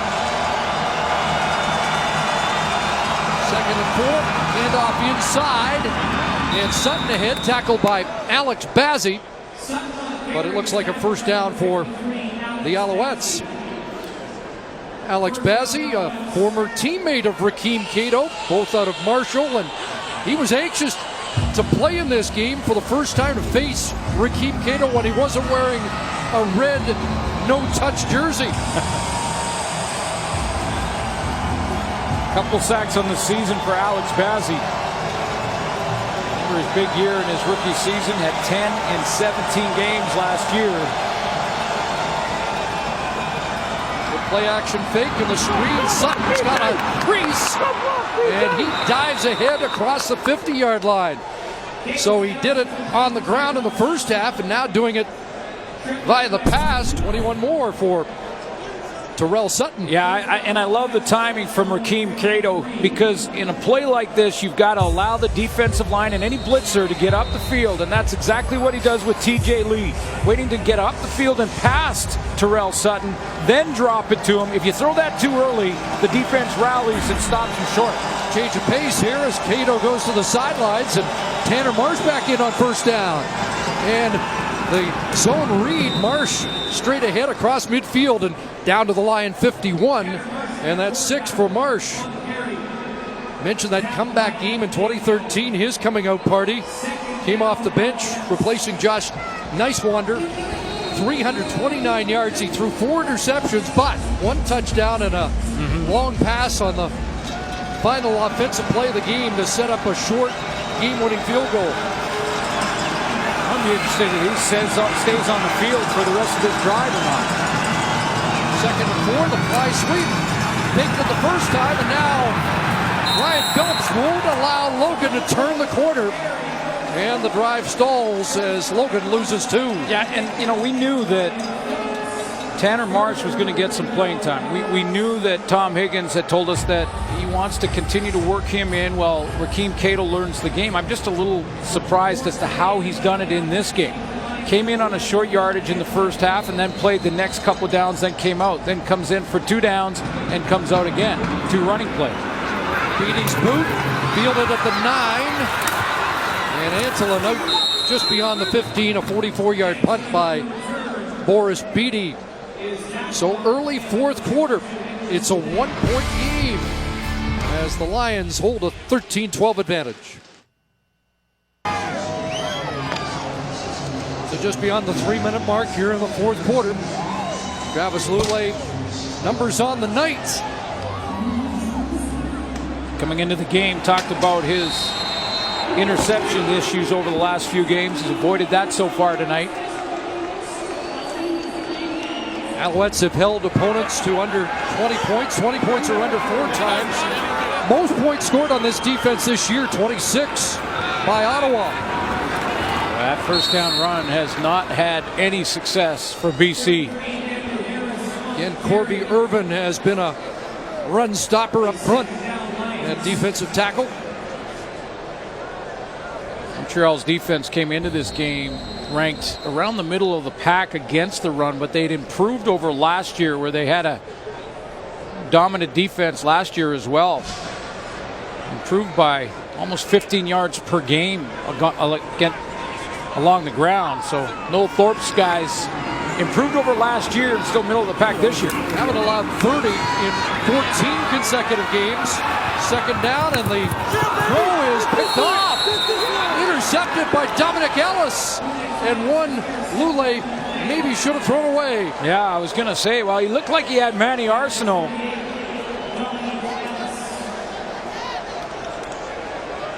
Ellis replacing the veteran Gerald Brown, who's on the 6th game, comes up with his first interception. And I'm not sure if Arsenault either didn't see this or get a different perspective from that angle, because it didn't look like he even moved for that football. Big takeaway by the Alouettes, and they've got a first down at the BC 30-yard line. Alouettes on offense when we come back.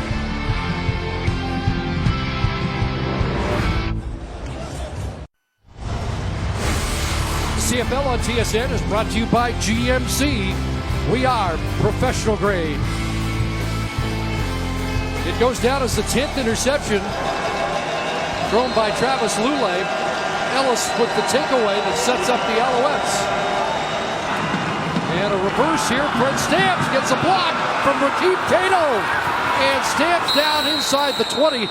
Would have a first down, but there's a flag on the play. What a block by Rakeem Cato. But 15-yard run by Stamps. my question is, can you go low? After yards were gained, holding. Montreal number 8, 10-yard penalty, first down. Call on Nick Lewis. That way down the field. So the block was okay from Rakeem Cato.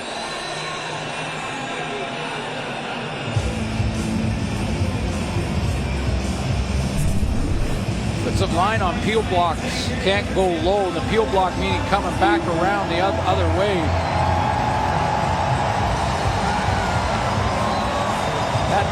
That not the penalty, and here comes Tanner Marsh. Again, So Marsh in, the ball back just inside the 30.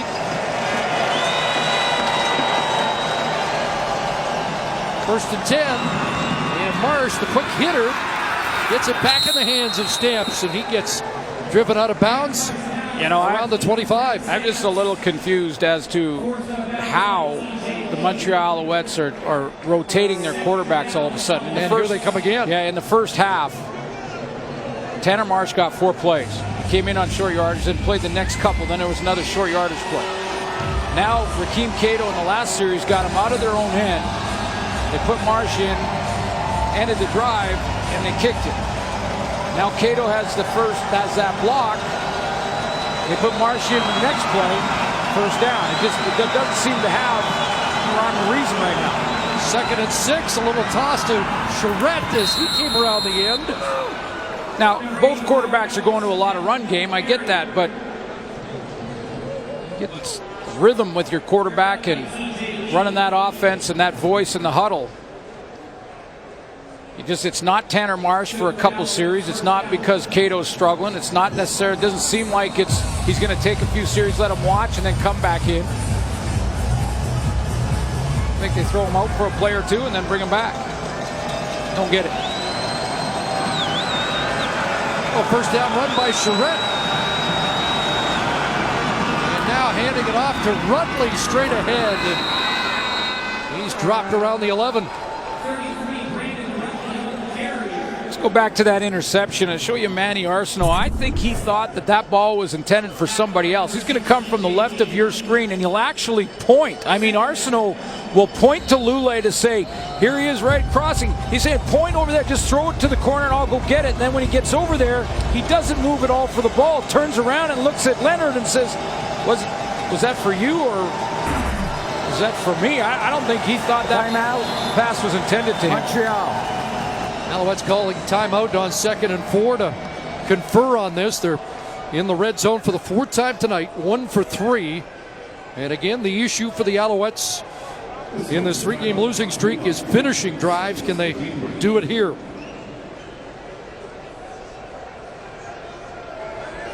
Yeah, finishing drives and games. Lost by 3 to Calgary, lost by 3 to Ottawa, lost by 3 to Edmonton. 13 second-half points in the 3 consecutive losses. There's Anthony Calvillo down on the field. The receiver coach has been upstairs. Tom Higgins getting him downstairs. Maybe a better buffer between receivers and the young quarterback. See what they've got. Little shovel inside, and it's Nick Lewis. Touchdown! Are they going to call him down at the 1? Lewis taking the shovel, getting the first down, lunging for the goal line and just short. Yeah, he gets that downhill momentum, and this could be their answer in the green zone for the Montreal Alouettes. Go to number 8, get him the ball, and get that momentum going in the right direction. I think he's going to be held just short. Thought his knee went down, and he got turned away. The ball did not cross the plane. But it was that close. Remember, he had that first half touchdown. There's the knee down, and it is correctly marked at the 1. Marsh back in. First and goal. And Marsh didn't look like he got there.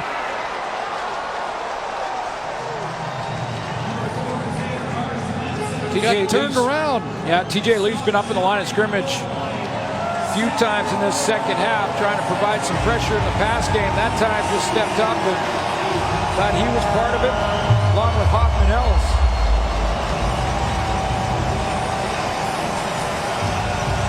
Short yardage has not been a gimme this year. No guarantees, that's for sure. Maybe more than any year we've seen. And now out of the shotgun, Marsh runs, touchdown. Tanner Marsh into the end zone. Had 2 in the Eastern Semi last year and puts the Alouettes back in front. Points off the turnover on the interception. Yeah, it looks like they're going to try and get the right personnel grouping out to go for 2. Let's take a look. And again, they take that gamble going into the shotgun, taking the ball off the line of scrimmage in short yardage. This time, it paid off. In the first half, they were held short. So the Lions unsuccessful on a 2-point convert. We'll see if the Alouettes can add 2.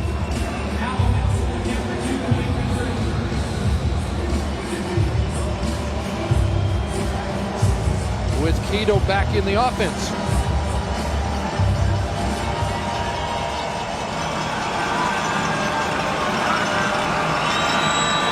Stamps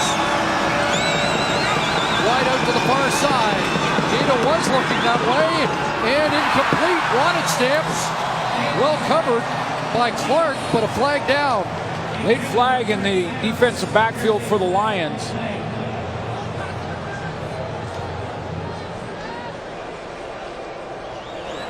Pass interference.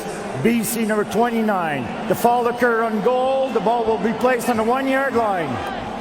So it is against Stephen Clark. Well, you're going to get a great look at it. You be the judge. There's the receiver, Fred Stamps, and Stephen Clark, who just got called for interference. Comes around with the left hand. Tough to tell from that angle if he was twisting him with his right arm. Now from the 1, Marsh comes back in. Challenge flag. But a challenge on that pass interference call. They'll have to take another look.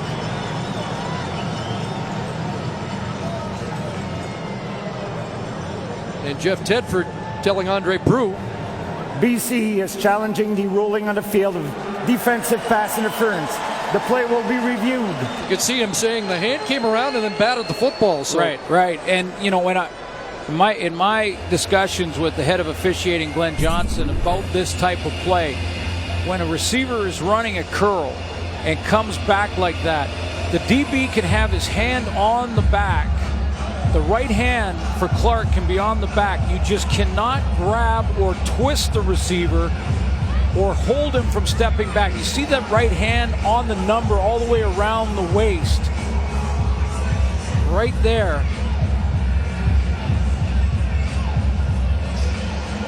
Now the twisting motion partially happens after the fact, but here he is right here. Now you're allowed as the DB to have your hand on the back as long as you don't grab the jersey or twist him. But that right hand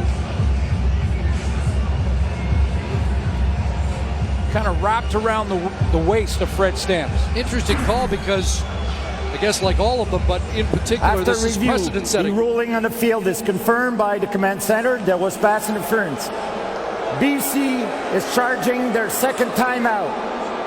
So on the curl, maybe you can't reach around as much as... Well, you can have your hand on his back. You cannot reach around and then that twisting motion from Stephen Clark. I mean, I think Clark's argument is it happened right. He twisted right when the ball arrived, and I understand that, but... So it means another shot from the 1 with Marsh back in. Looking for 2. He's going to throw out of the backfield. It is 2 points. Terrell Sutton, well executed. And the Alouettes have a 7-point lead. So just over 6.5 to go. Tanner Marsh puts his mark on the game with a touchdown score and a 2-point convert in Vancouver.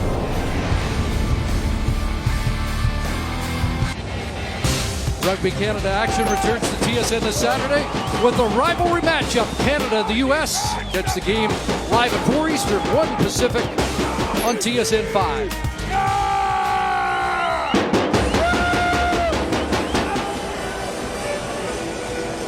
Can they get it done tonight? and snap the losing streak under the dome. Anselin fields the kickoff at his 5. Finds a little room off the right side. Late flag as he's brought down at the 29.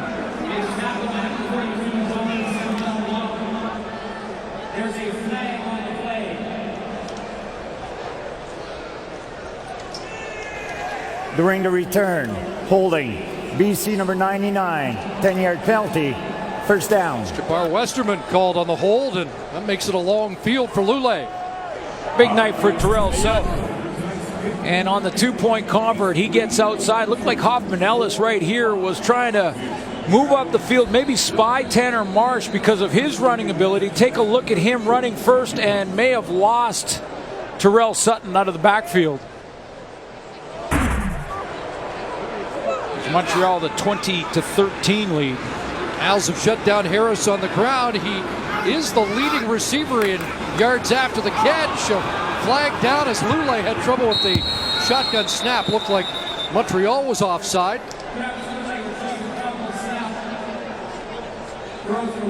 Just thinking back to a couple weeks ago here, last home game, when Harris... Offside, Montreal, number 41, 5-yard penalty. Will repeat first down. Middle linebacker Kyler Ellsworth ahead of the snap. Just thinking back to the Andrew Harris game-winning touchdown against Edmonton out of the backfield. Can they get him going in another way? It's been tough slugging when they run the ball to him up the middle, but he's a great receiver out of the backfield. Got a 1st and 5.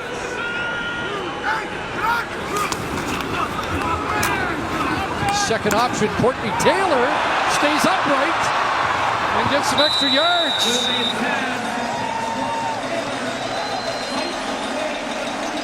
Winston Venable's been the Montreal Alouettes' best tackler. Led their team coming in 5th in the CFL rankings. And this time, just fundamentally, just kind of looked like he tried to push Courtney Taylor and lunge into him rather than keep his feet moving and tackle him cleanly. Cost Montreal a couple more yards. 17-yard pickup for Taylor with 6 catches in Hamilton, most of them in the 4th quarter. Here come the Owls. Pressure on. Lule scrambles and just throws it away. He had Venables and Ellsworth again in hot pursuit. Yeah, lots of blitz, and that's a linebacker stunt and blitz from both of them. Venable coming one way, Ellsworth the other. And they congratulate each other on the timing of that blitz from the linebacking core, forcing a 2nd and long here because Lule had to throw it away. Irvin to the sidelines, 3-man front on 2nd and 10 for Noel Thornton.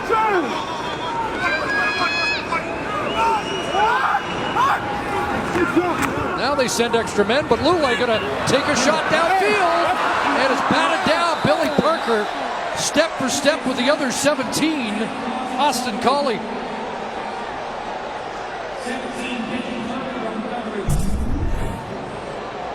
There's Austin Colley. He's going one-on-one on Billy Parker. Nothing fancy about it, just straight down between the numbers and the hash mark, and Parker turns to the ball, plays the ball in the air, gets the knockdown.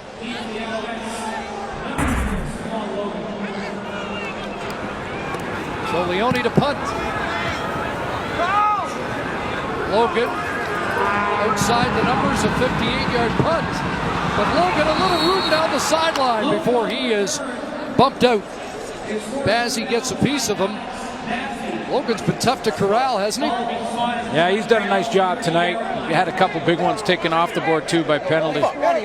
Just 4:15 left, and the last time the Montreal Alouettes beat BC in the Dome, that man was the quarterback of that football team back in 2000. And that year, the best pitcher was Gladiator. Russell Crowe, for his role as Maximus, was the best actor. 64 cents a liter. Yeah, let's sign up for that. First down run, not going anywhere. Shut down again by Big Brooks. What you do in life echoes an eternity. And he did a ton in his football life, Anthony Calvillo. I wonder if fans realized at that point in 2000, Calvillo versus Allen. It was Damon Allen, yeah. That's a lot of miles passing, isn't it? 150,000 yards between the two of them. Wow. Big second down and 10 play for Cato. Got some time underneath, and Fred Stamps the catch, trying to get away, and Big Hill hanging on. It looks like Stamps has enough for a first down.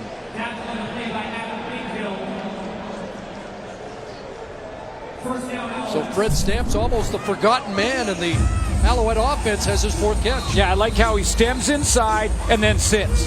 That zone and the dropping of the defensive backs, linebackers that the BC Lions have been doing, and putting Cato in that unsure position. This is the way they were having success with in the first half. Stamps went and helped his quarterback out. So the 3-minute warning given. Montreal's got the football and a touchdown lead here in Vancouver.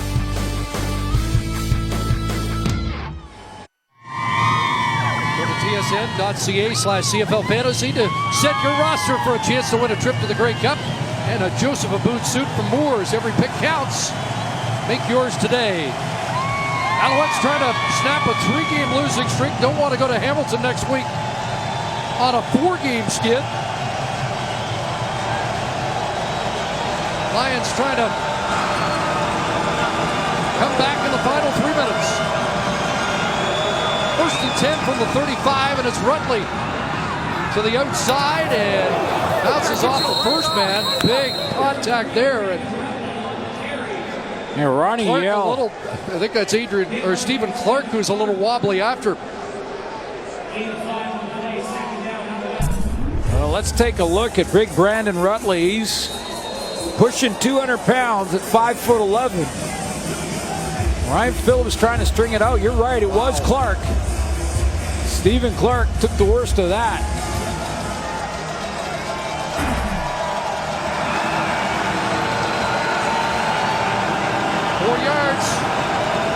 Let's call it 5.5, 2nd and 5.5, and Nick Lewis will convert.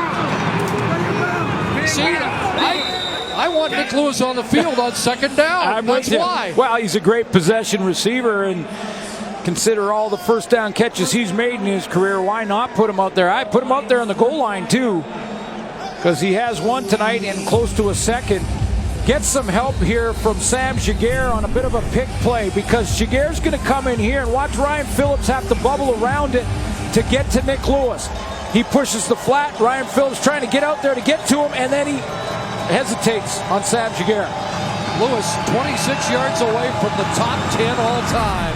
Terrell Sutton going to turn down inside the 40.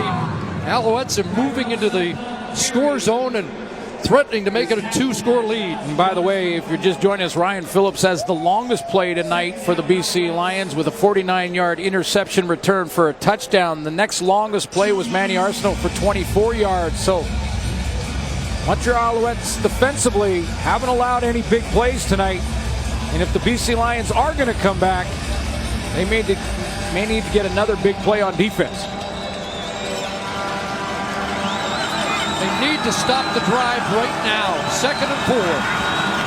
Cato hands it off. Rutley crashing down, and he's got another Montreal first down. That's outstanding. That's Brandon Rutley understanding the situation and getting his pad level down. And there's times when you can dance and make a guy miss and make a move in the open field, and time that you have to just lower your pad level, hit the line of scrimmage, twist and turn while you're moving forward, because it's a key point in the game, and he gets the first. We can debate whether John Bowman should be the guy staying at home, but the concept of both Sutton and Rutley in the lineup tonight has been effective. Sutton this time gets stood up by Menard, and the Lions can't call a timeout. Lost a timeout on their last challenge. Yeah, and that was the one question with that challenge from Jeff Tedford with the ball on the 1-yard line. Lose that challenge, lose your timeout in a one-possession game, but you're bang on. I'm with couple of the guys on the panel before the game that said that John Bowman, I still believe, has a lot of football left in him, but when Montreal made the decision, part of the reason for it was getting Rutley and Sutton in the lineup together. 2nd and 8. Back to Rutley again. And he is spun down. Big hit by Hoffman Ellis. And now the field goal unit likely to come on. And Boris Beattie with an opportunity to put this away, although there is a discussion on the sidelines here with 34 seconds left. You know, you take a look at the... Just run the clock? Yeah, take a look at the... Gonna run this down. Yeah, run this down and run a play.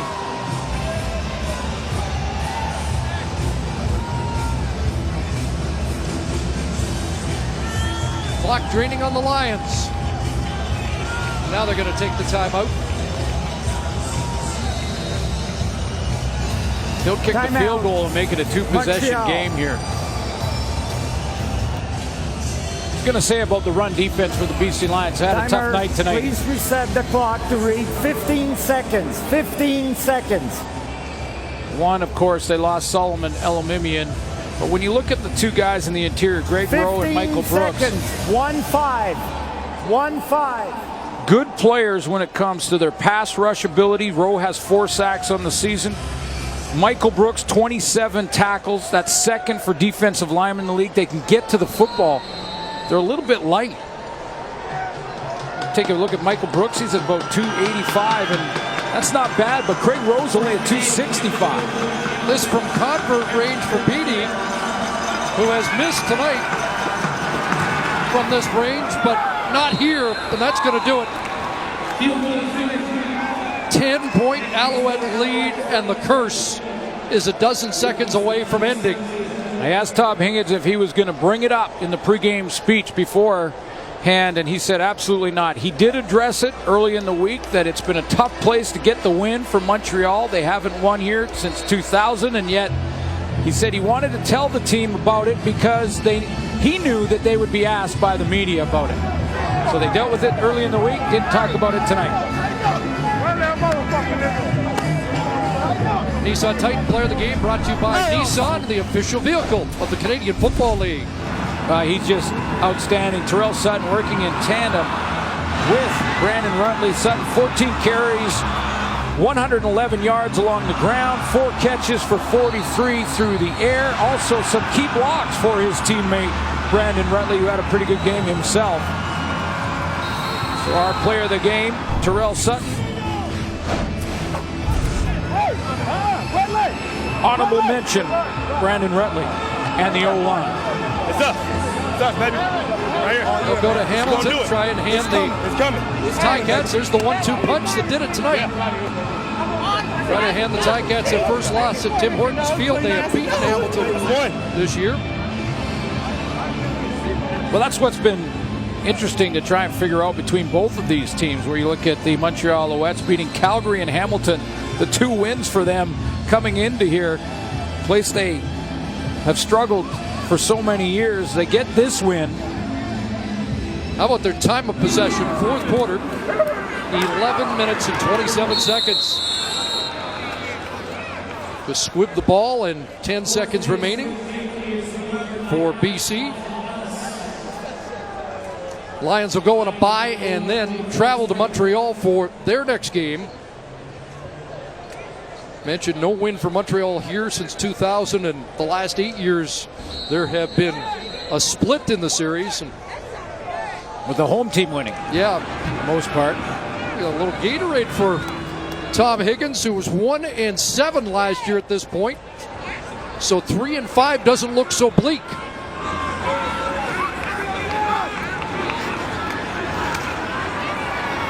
Underneath to Harris. 9 to drop. And Andrew Harris will get dropped at the 34. 1 second remaining. One more play. 21 yards for Harris. His longest play of the night. Yeah, the record doesn't look near as bad. And we talked off the top, Chris, for Tom Higgins about the distractions that this team has faced over the last 3-4 weeks. Michael Sam and the rumors that there was preferential treatment for him. He's now gone home. Not going to be an issue on this team moving forward, and then the John Bowman benching. But looks like that's behind them as far as issues in the room. He said winning would cure all. It's going to tonight. AC Leonard steps out, and that is the football game. First time in 15 years, the Montreal Alouettes will leave the field at BC Place Stadium with a victory.